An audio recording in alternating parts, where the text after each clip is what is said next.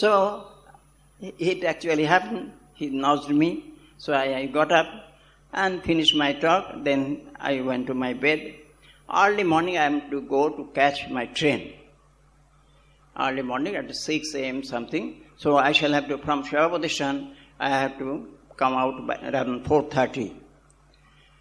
So I just got and prepared myself. The moment I stepped out from my toilet, I was surprised to find that Ramakrishna Maharaj, Revered Swami himself, he was standing there and he has prepared some toast, one glass of milk, and ready, take it and go. So this is this love which I said, our organization, so it is fully this type of thing. You cannot, that means only mother can do this sort of service. Another, his method of teaching. We all know that Revered Swami was very good administrator and very sagacity in his foresight. So all these factors we know. Along with it is method of teaching. At Muzaffarpur, once at that time I was in charge of Devghar, so I invited him, Maharaj, Muzaffarpur is a private center. If you come once, in that case, gradually that center will get some light. And if you take the trouble of giving initiation to the local devotees, it is the Bihar, generally they are not inclined to this Ramakrishna culture. So if you come, then at least one day if you give initiation, he agreed. He just got down from the train and afterwards, look him, he sat there. Hardly 10, maximum 10 persons were there. So they greeted, did pranam. And Maharaj, one small boy was there. Maharaj, he gave 2 lozenges to that small boy. That boy wanted to immediately take it. He said, no, don't take it now. You go and give it to your mother. That boy immediately rushed and he gave it to mother. Again he came for 2 lozenges. Then mother gave him 2 lozenges, said, go give it to your father. So again he came for his share. Again Maharaj said, you go and give it to this man. So when all the persons were distributed, then he said, now you take 4 lozenges. This is his method of teaching method. By which that means first you give all, afterwards you take your share. Now, by the way, in Belur while I was on the training center, I got some opportunity to be in touch with Bharat Maharaj also. Bharat Maharaj sometimes to call me to write some letters. So this was some rare opportunity and I got some to become a little bit familiar and informal to him. I could find that once he was ringing at 10 p.m. I found him very busy in ringing somebody. I went, Maharaj, what are you doing? He said, I am talking to Mr. Sarkar. Sarkar means Ashok Sarkar.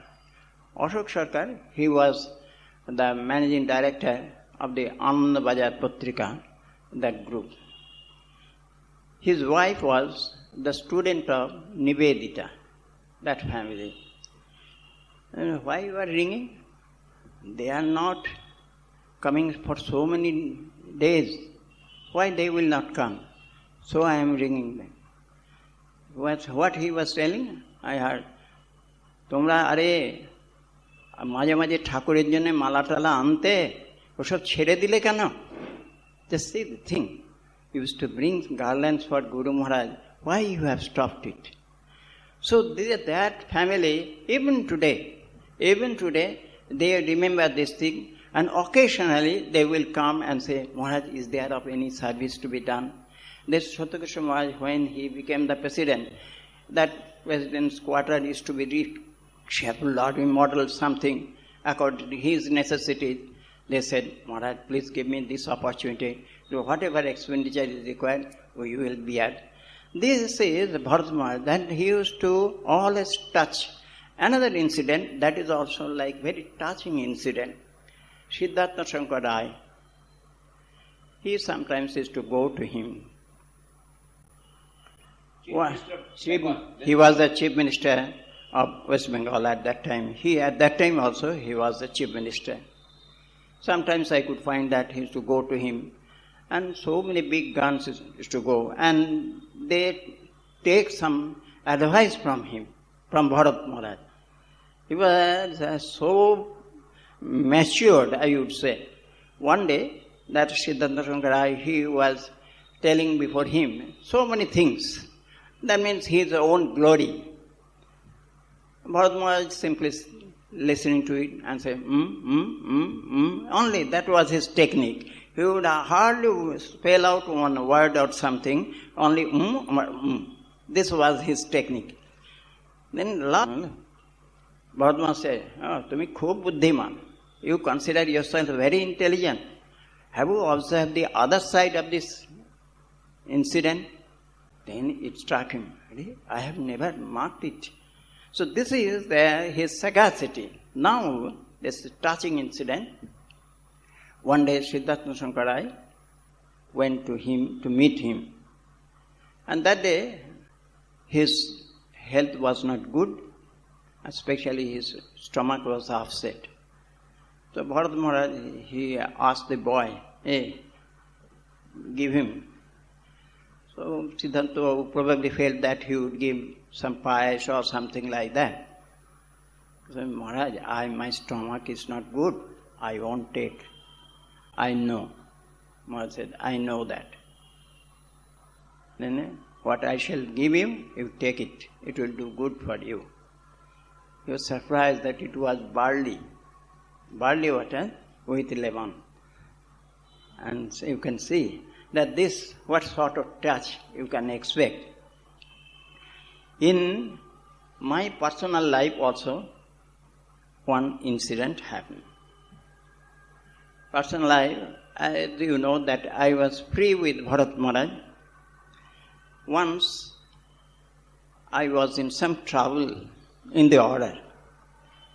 That means the General Secretary was asking me that you have to go, you have been posted there and you have to take this sort of assignment. And I was not ready or willing to go there. So I said, Maharaj, there I have been once or twice. Please don't send me there. I am ready to go in any assignment, any of the centers in India. Please don't put me there. But the General Secretary, they have got their own technique of administration. Said, no, you will have to go there. I said, no, Maharaj, I won't go there. I have been giving you so much of offer. Why you are insisting me that I should go only that particular center? I won't go. Then he said, all right, I am giving you time for 3 days. Afterwards, meet me. So say that I am a young sannyasi and he is the General Secretary. So naturally, one side my vanity and another side the command. So I was in a fix. What to do? So I was sitting this temple, that temple, meditating, trying to think which is right, which is wrong, what should I do, what should I not. I was totally confused.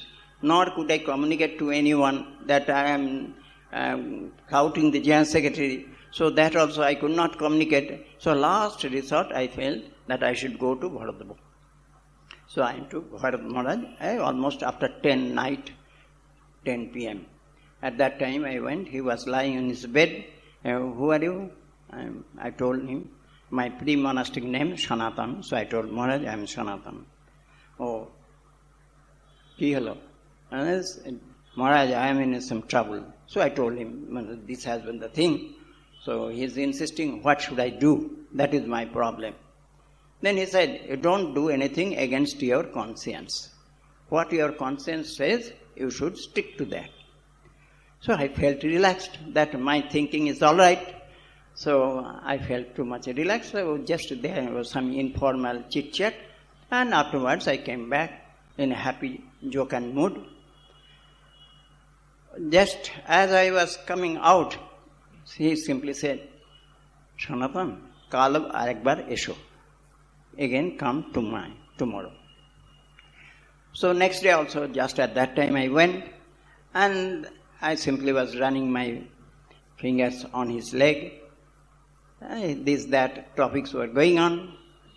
Then as I am going out doing pranams, then he said, Sanatan, shall I tell you one word?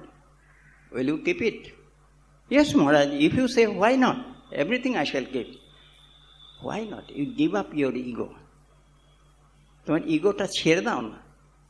Yes, Maharaj, certainly I shall give up. So this is the technique, because first day if you would have told, I would have argued. That first day he won over me. The second day, whatever you said, in the clean slate I went, so he could easily win over me. This is his technique of administration. Another touching incident also. One day he called me that I have got some important talk, as important work. If you can come, some boy went and communicated. So I immediately went to him. Some important letter is there. Have you time? Yes, Maharaj, I am ready for that. I have come. All right. He simply just told me the few points. And I wrote it. He gave me the envelope, inland letter or envelope, something I have forgotten. Envelope, yes, it was the envelope. I wrote it. That letter was addressed to Prabhu Maharaj, President Maharaj, and some important affair of the Sangha. And as at that time I was a brahmachari, so it is addressed to the President, and it is written by Bharat Maharaj. And I felt shaky. I told Maharaj, let me read it out. You please listen whether I have missed any points. He said, give me the pen. I handed over. He put his signature.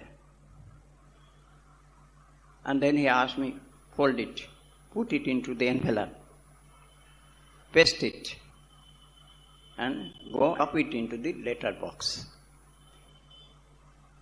So from next day onwards, for his every beat of action or work, I became 1,000 times particular.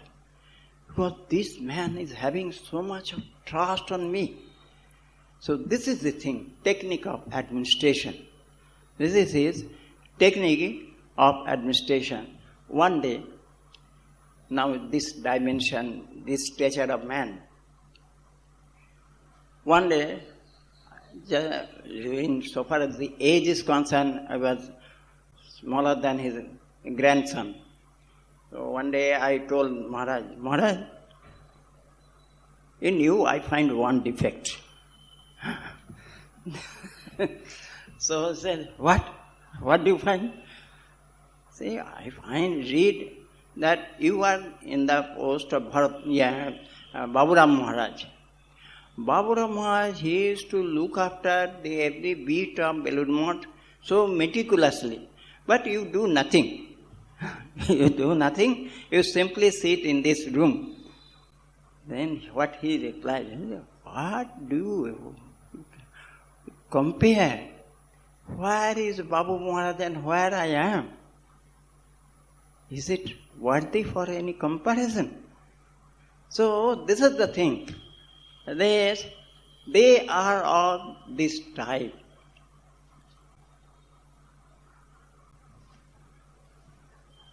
I like to talk a little bit. The time is over. No. So I should finish. Time is there. 9 o'clock. No. So these are some personal things, but I have got very sweet memories, but has got something to communicate also. Prabhu Maharaj, at that time I was in Devgarh. One day he was invited. He was the president at that time. The Golden Jubilee celebration, he was invited. For that, he would be the president, and so many other functions he would inaugurate. And he agreed to continue there for more than 10 days. So it was some very good opportunity, but as I was the assistant secretary, so I had to be very busy during those days, especially President Maharaj and other galaxy of the order, and so many senior Swamis have come to look after them, arrange the functions, guests, this, that. As I was the assistant secretary, naturally I had to be very busy. But daily I used to steal some time and do pranams to Maharaj. And just sometimes I'm going, Maharaj, and he would ask me, what are you doing, where are you doing this type of things? One day, in noontime, he was enjoying his hookah. At that time I went. He said, you are too busy, now sit here. So I had to sit. And he did not say me anything. And he asked me to sit. I sat nearly 7 to 10 minutes, something like that. Then he said, I have no business. Simply I want that you take a little rest. So I have asked you to sit here. So this is the things. Now, another. There is some incident associated with Prabhu Maharaj and Premeshananda Maharaj. Premeshananda Maharaj, he was sick. At that time, he could not walk. He could not bend or hold anything due to some paralysis or something. Even due to glaucoma, his eyesight also went off. That was his health condition. He was staying in medical college and I was serving Maharaj. Nearly 1 month, and afterwards now the hospital is going to release him. Now where he would stay? Prabhu Maharaj, at that time, he was the general secretary. So he went and he talked to Premeshananda Maharaj. Maharaj, where do you like to stay? Because Premeshananda Maharaj came from Shargachi. So he said, if you like to go back to Shargachi, I would arrange for that. If you like to stay at Belur Math, I would arrange for that. If you like to stay at Varanasi, I will make arrangement for that.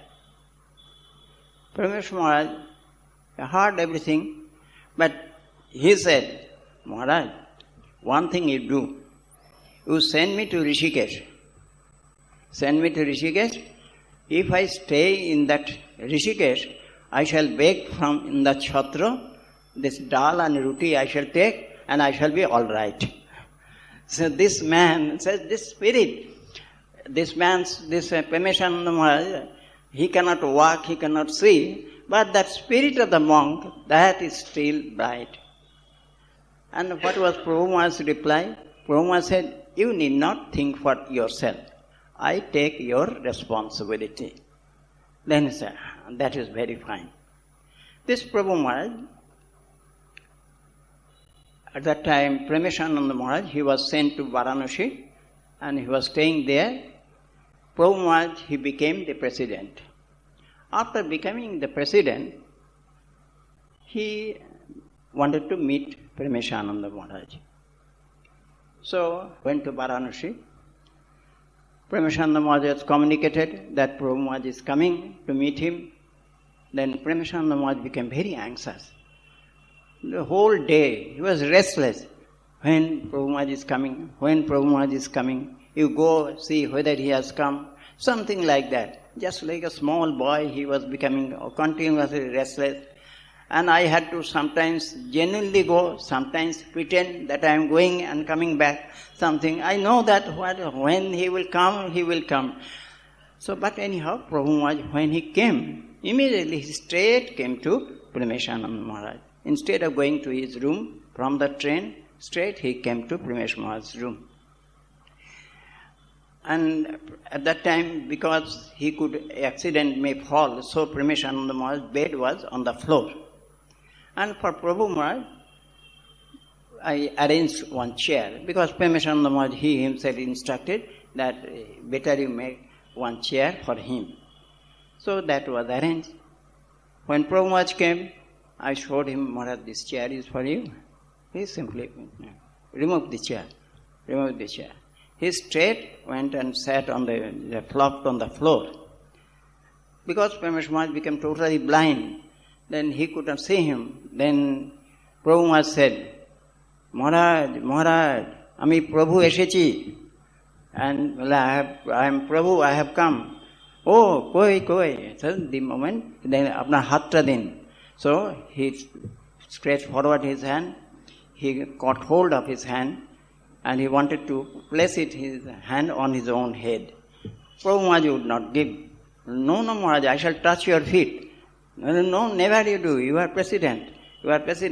So in that way, then what they did not utter anything. Both clasped their hands and they remained in that position for more than 7 minutes without uttering a single word. And the whole room was filled with that sadhus and others, so many important sadhus. It was some sensation as if some silent communication was going on. And afterwards, then Premesh Maharaj said, Apni ebar ghare jaan. Now you go to your room and take rest. So with these words, I am also now finishing. Thank you.